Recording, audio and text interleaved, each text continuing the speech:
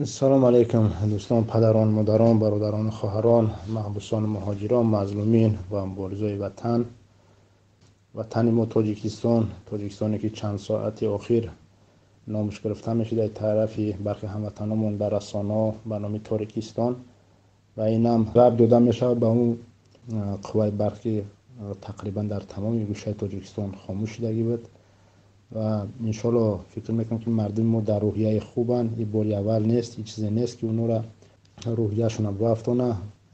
حالتی که مردم ما 20 سال هم شاید زیاده که رنج میکشن از بی‌برقی و اینکه عادت کردگیان. اگر اینجا کسی که خواطر شد یا که روحیهش افتاد، من فکر میکنم همون نفرایی هستن که امروز مردم ها غارت میکنن. به هر حال خیر است. خب خبرم آمد که قوای برق که در بعض جا برقرار کرده شد، فعال شد و انشالله امیدوارم که مردم ما خوبن. خب تشکر به شما برای صحبتاتون و هر یک نفری که اینجا در این موضوع ها صحبت داشتین، شرح میدادین و امیدوارم هر یک نفری که اینجا حضور دارین و نفرای دیگر هم که بعد پسان سخنهای ما به طریق ثبت ها از رسانه‌ها به شما میرسه، از این سخنها سوال و جواب ملاحظه خوبی میکنین و در راه وطنداری و وطنسازی به طرف نبوده سهم میختونه انشالله که میگذرونیم. منظورم این است که حرف زدن ما هر جایی که باشه نه به خاطر وقت گذراندن باشه. بازم قید میکنم این حرکت ما مثل یک مکتبی است که ما و شما در صحبت ها یکدیگر را تعلیم میتیم، یکدیگر را چیزی را میآموزیم و قدم به قدم ما مردم تیار میشیم برای به هدف رسیدن، یعنی که انقلاب، آزادی، رها یافتن ای چنگال امروز رژیم امروزه که داره مردم ما در زیر تصرف اون هستند. هر یک آدمی که در زندگی هدف داشته باشه، در هدف خودش استوار باشه، وقتی خودش هیچ وقت بهوده صرف نمیکنه. برای انسان قیمت ترین و چیزی که پس گردانده نمیشه اوره همون وقت است. مثال اگر حاضر ما در همین دستمون یک ساعت داشته باشیم، عقربک رو نگاه کنیم، وقتی که همون عقربک پیش رفتن گرفت، او دیگه وقتی بود که رفت، او دیگه پس گردانده نمیشه. در یگان حالت به مرور وقت ما نالی دستاوردها میشیم و یا که ای دست میتیم دستاوردهایی که گذشتگاه ما برای ما میراث مانده بدن. این هم باشه وابسته از اون است که چگونه و در چی ها ما وقت خودمون صرف میکنیم.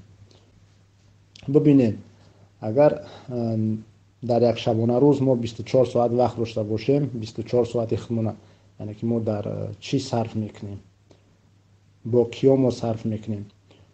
مثلا ما 24 ساعت داریم، اگر که ما 24 ساعت تقسیم کنیم، خب یا به ساعت نه به مینوت تقسیمش میکنیم. 24 ساعت داشته باشیم به مینوت میشه یک لحظه. اگر بگم متمتیک خوب باشه میتونید که مرا با تستر بنویسه که 24 ساعت چند مینوت میشه. 24 1440 مینوت. خب ببینیم ما 1440 مینوت در یک شبانه روز داریم. که پیشتر هم صحبت‌های شما در مسئله وقت میرفت. خب 1440 مینوت یا که بیا به سکون نگردانیمش. خب به کدام خاطر به سکون؟ به خاطر که اگر که ما 1440 داشته باشیم به سکون بگردانیمش، به خاطر که بعضا کارهایی هسته که ما مینوت نوشیده یا که ساعت نوشیده تمامش میکنیم. مثال میاریم که خب این مثال ما بعضا کار که تمام کنیم برای یک نفر یک کار فرموندن یا خواهش کردن. مثال جلسه های میجقم در بین 10 سکون یا 15 سکون یک سپارش به برادر میتیم یا یک خواهش میکنیم که فلان کار ببین، یعنی برنامه است، برنامه آوردستن. یا در 10 ثانیه و در 12 ثانیه یک نفر میتونه که در ورزش عنوان قهرمان جهان بگیره، یعنی مینوت ساعت نه در بین 10-12 سکون ثانیه. خب یک مینوت میشه 60. خب 86400. ببینید اگر اینجا از برادرایی که متمتیک خوبن، اگر که من خطا کرده باشم میتونید که مرا اصلاح کنید. ما داریم 86400 سکون در یک شبانه روز. خب در زندگیمون ما حتما باید که برنامه داشته باشیم. وقتمون درست تقسیم کنیم برای فعالیتمون، برای استراحتمون، برای خواندن، برای عیادت دوستا، برای عیادت یک بیماری، برای ورزش بدنی، عموما ورزش یا طاعت عبادت، یک تماشای فیلم، تربیت فرزندو، هر چیزی که هست ما برای اینا باید که برنامه داشته باشیم و وقت جدا کنیم. میگن که وقت باید با 3 قسم تقسیم کرد در زندگی. در یک شبانه روزی که داری 24 ساعت داریم، 8 ساعت میشه، اگر 8 ساعتیمون میرسه اگر تقسیم کنیم. چرا که طبیبا میگن که باید که آدمیزاد در یک سوتکه 8 ساعت خواب کنه. خب یکی بعد کودکی میشه کودک 10 ساعت میگن، با کودک نوزاد میشه خیلی بیشتر میگن. اینجا 8 ساعت گفتیم. البته برای آدمای کلانسانی که هست نه که برای مبارزات دخل نداره، مبارز نباید 8-10 ساعت خواب روه و نباید او قدر بخوره و خواب کنه که ارگانیسمش طلب میکنه. شخصا خیلی بنده 4 ساعت خواب میرم کفایه، نوعی معنی را نداره که من همه طلب کنم که شما باید 4 ساعت خواب برید. من خودم ارگانیسمم قد طلب میکنه. از همین ما 28800 سکوند مونه در خواب صرف میکنیم. 28800 سکوند و در ما میمونه 57600 سکوند. خب تمام متماسک رو تمام کردیم. بازم یک بار دیگه اگر من کلیه خطا کرده باشم برادرای متماتیک اصلاح کنین مرا. 28800 ما در خواب صرف کردیم و داریم 57600 سکوند دیگه. در چی صرفش میکنیم مویرا و برای چی میره حساب کردم که وقتی ما در چی میره؟ منظورم چیه؟ منظورم اینه که مردم تاجیکستان از صاحب استقلال شدنش، اگر که ما خب جنگ داخلی سر شد از 91 تا 97 بیا 6 ساله حساب نمیکنیم، 6 ساله مینوس میکنیم بهونه جنگ کرده و 19 سال اخیر حساب میکنیم که ما فقط در 19 سال اخیر وعده های پوچ خالی شنیدیم و تا حاضر شنیده استیم. صبر داریم، میگیم که آینده درخشان ما را در پیش نگاه داره. فکر نداریم که چقدر وقتی ما گذشت، ما وقتمون در چی صرف کردیم؟ در خاطر آینده درخشان و وعده پوچ خالی که فقط ما را دادن. وقتی که ما اگر 57600 سکوند وقت داریم گفتیم، امیر اگر ما در زندگیمون خوب صرف نکنیم، خب جا نفرهایی هست که مثال شاید در زندگیش خوب صرف کنه و اون نفری هست که به پروایش کنه. خلاص چی قدرش که تو کار فرماندی فایده میگیری، چی قدرش که نتونستی به منفعت کار فرماندن نتونستی و انولیر ود میشوه. به مثلی که نمیتو در تلفنت 300 منوت وقت داری و برای را صرف کردن تو یک هفته وقت داری، در یک هفته چند قدر گپش بزنی؟ 100 منوت چه گپ زدی، 100 منوتش موند، هفته که تمام شد 100 منوتت سوخت رفت. او را دیگه کارش فرمانده نمیتونی، به خاطر اون لیمیتش تمام شد. همون روزی هم که تو همه قدر سکونده که داری، چه قدرش که به منفعتت کار فرماندی، باقی دیگری او اسراف شد. تو دیگه برقرار کردن نمیتونی. در یک شبانه روزی که هم قدر سکوندی که داشتی اسرافش کردی اگر که درست کارش نفرمانی. ما را بین که فقط وقتمون صرف کردیم در شنیدن وعده های پوچ خالی. فکر نکردیم که چقدر وقتمون ما اسراف کردیم، پرتافتیم. ما نه تنها وقتمون بلکه خودمون قدر قیمت عزت ننگ ناموسمون در موسر پرتافتیم. قطعی همون وقت اسراف شده و من 19 سال اخیر اگر حساب کنیم فقط وعده پوچ خالی شنیدیم. ما 6 سالش مینوس کردیم، از 91 تا 97 مینوس کردیم. 19 سال اخیر تقریبا 20 سال میشه. ما فقط وعده پوچ خالی شنویده طاقت کرده شدگی میره.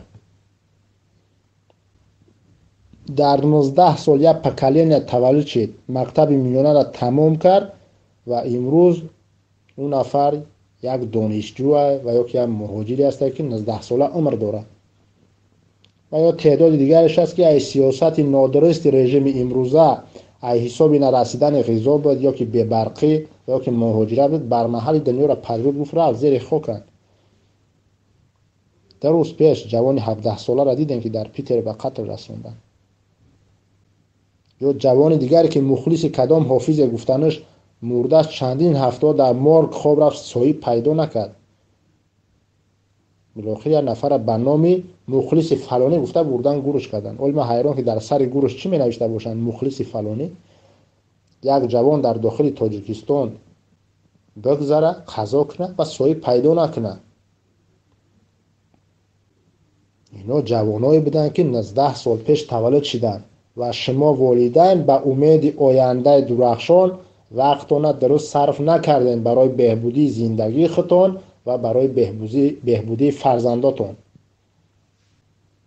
کدامت اگر سال 1997 این ماه سپتامبر در همون فضای بود که صلح گفتگیتون همون بعد از ماه ایون همون صلحی که میگه نه سپتامبر ده ماه پسش در همون فضای صلح یک فرزند به صنف یکم مکتب وصل کرده. اینا پیش نظرت بیار. یک نفر شنونده که اینجا هست یا نمیدونم پسان به طریق ثبت میشنوی پیش نظرت بیار سال 1997 ماه سپتامبر کدام نفر شما فرزندتون مکتب روان کردین به صنف یک؟ پیش نظر بیار امروز روزه و تا حاضر چی تغییر یافت در 19 سال. سال 1997 یک فرزند روان کردی مکتب میونه و از همون روزای اول مشکلات داشتی برای مکتب برای همون فرزندت همه وقت مبلغ میدادی برای تعمیر مکتب برای گرم کردن مکتب برای فصل سرماش برای گرماش برای همش برای ایدش برای پیشواز گرفتن نو و تنفروشا برای بیرق برای گل برای کتاب دفتر قلم و غیره کراسکه و دیگر چیزا شما فقط مبلغ میدادی و از همون روزای اول میشنویدی که این چیزا موقتی هستند در پیش آینده درخشان شما را انتظاره. از روزهای اول میفتن که ما به شما صلح میاریم. ما نه من به شما صلح میارم. تا امروزه قتل کشتار بس شدگی نیست. همون نفری که شما را میگفت که من به شما صلح میارم تا امروزه فرزندای شما را قتل کرده است. و فرزندی که سال 1997 به صنف یک روانش کردی سال 2008 97 بله 2008 میشه ختم کرد مکتب.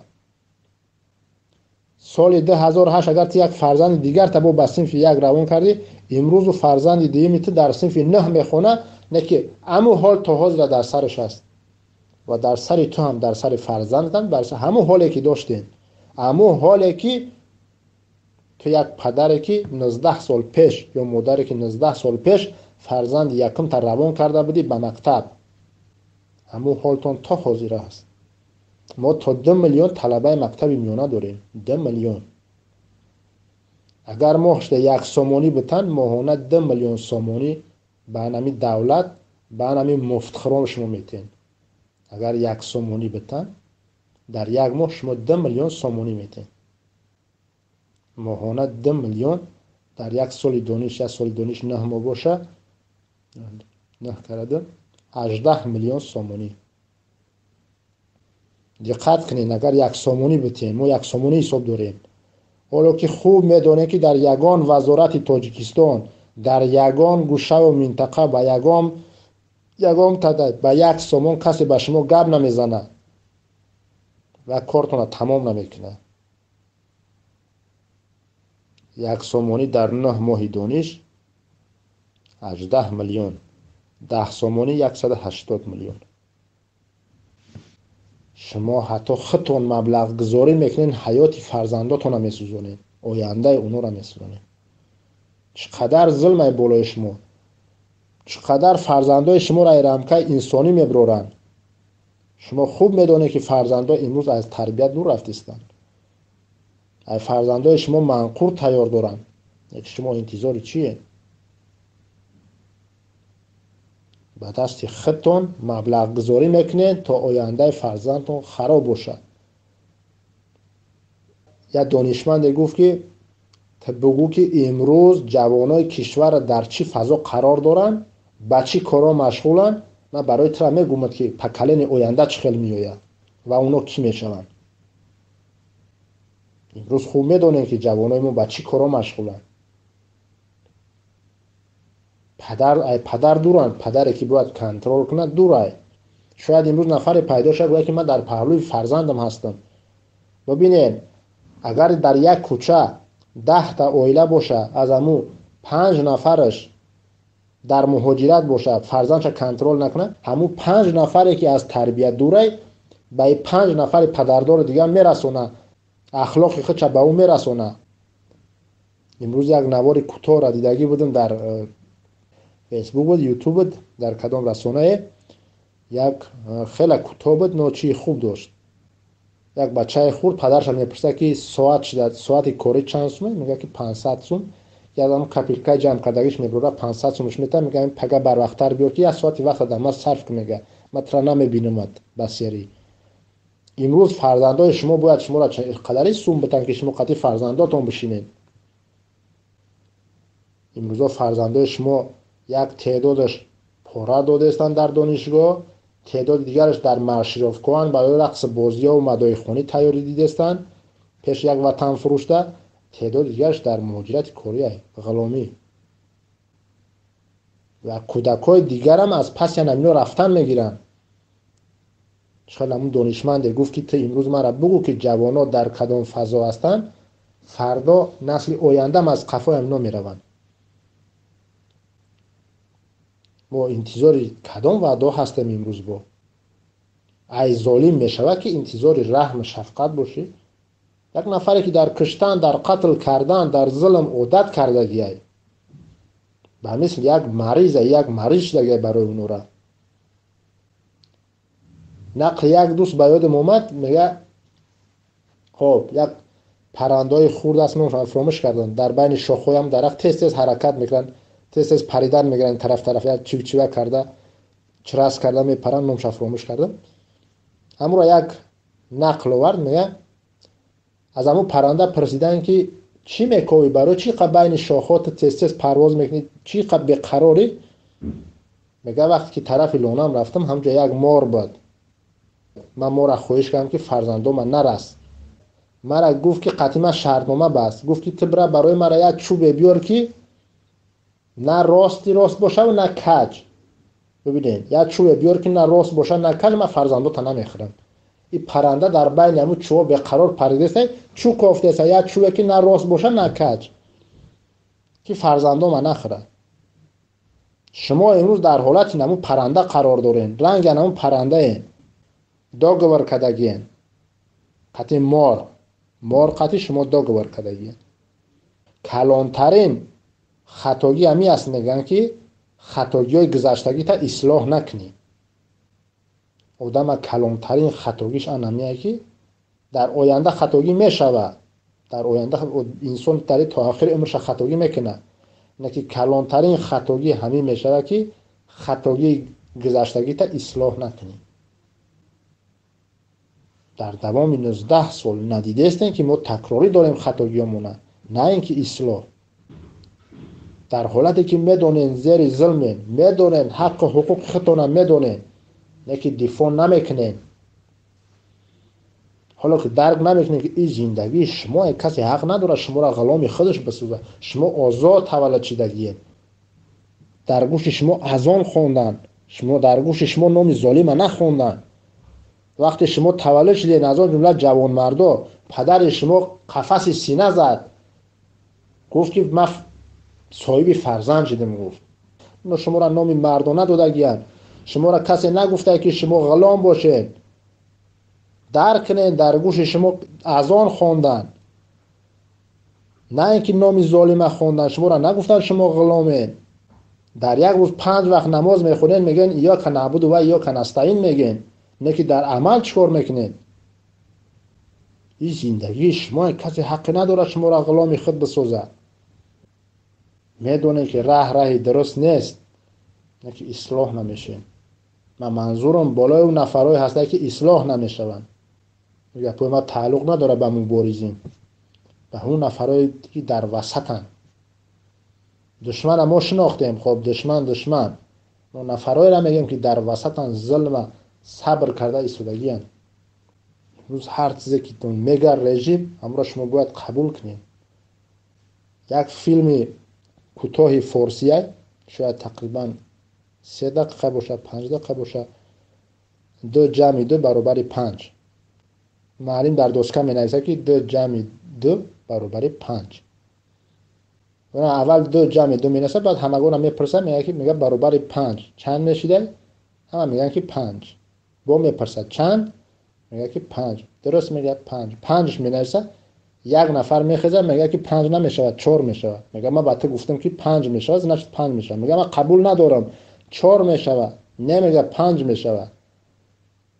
بعد دیگرو میگه مردم این 4 میشه و 5 نمیشه، همه خپه. و اون نفری که به طرفدار میمونه میبرونش در دوسکه قتلش میکنن. و دیگرو میگه که من 5 که گفتم باید 5 باشه.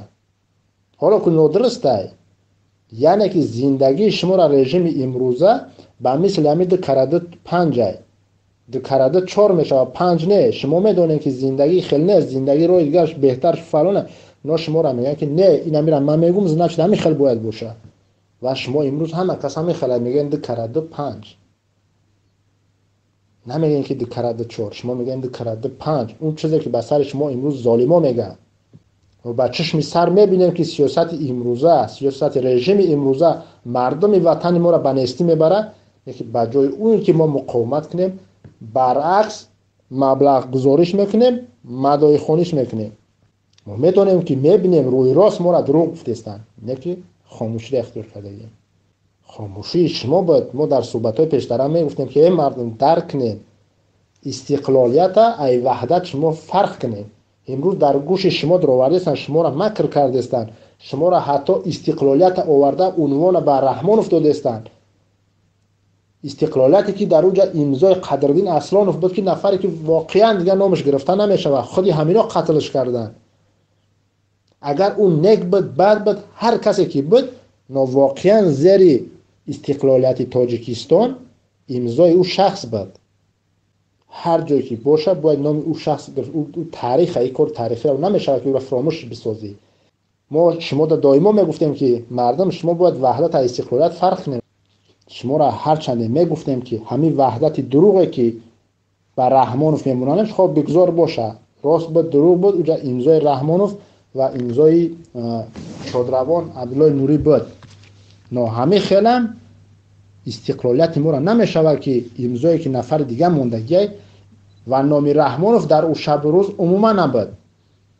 میگفتن که مردم درک کنین امروز همین را در گوش مردم چنان خوانده استن که استقلالیت رب دادستن بر رحمانوف که در وقت ما صاحب استقلال شدیم رحمانوف حتی همسایش نمیشناختش کیه.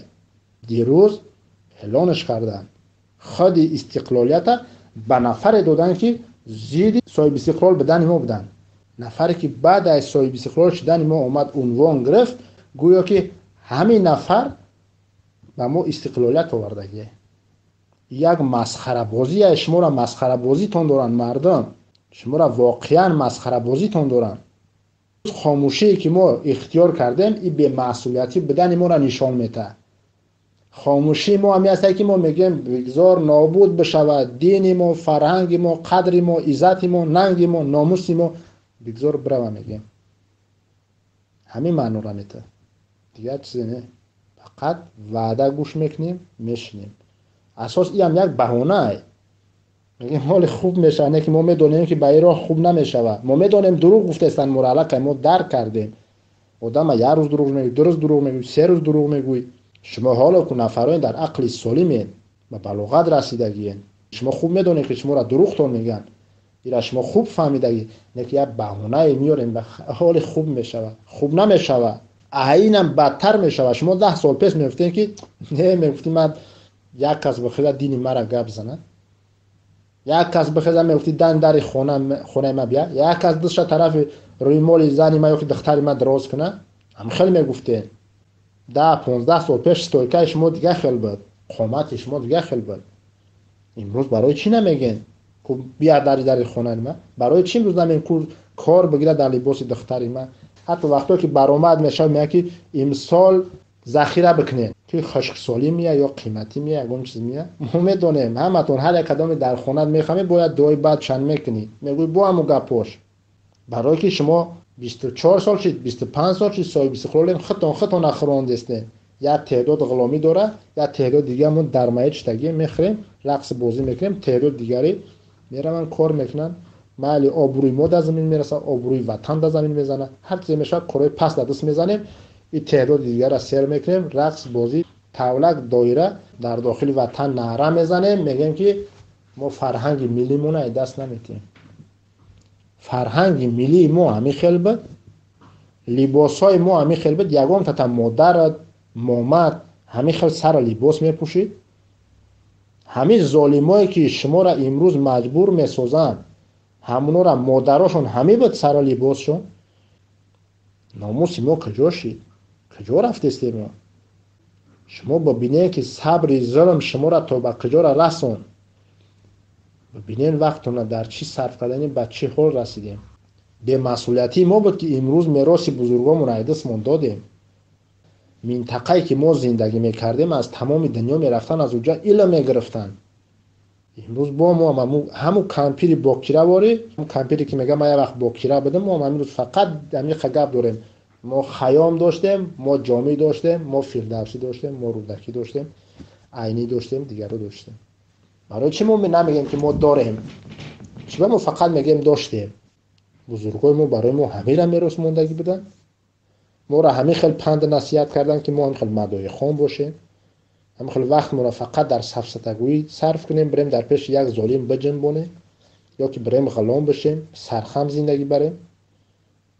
همین را به ما میراث مونده بدن. پیغمبر ما محمد صلی الله علیه و سلم به ما چی حدیثو میراث موند؟ چی اومد در حدیثش؟ ما را نگفت که ناعدالتی را که وقتی که میبینین با قوتون اصلاحش کنین. ما را نگفته بودم میره. ما را نگفت که وقتی قوتون نمیرسه حرف بزنین. حرف که زده نمیتونی در قلب قبولش نکه. میگه ما امروز نه به قوامون، نه به سخنمون، نه در قلبمون، برعکس میبرویم، هم مبلغ گذاریش میکنیم، هم مدعی خونیش میکنیم. کجا رفتید؟ کجا بردید مردم وطن؟ به کدام سمت رفتید؟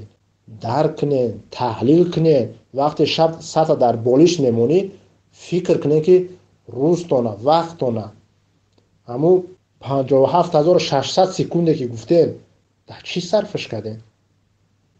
سطح در بالیش که میمونی روزی گذشتگی تا تحلیل میکنی، اگر وقتی زیاد بیکار گذشت اسراف شد، پس شما برنامه زندگی ندارین، و یا که دارین در تلاش عملی کردنش نیستین.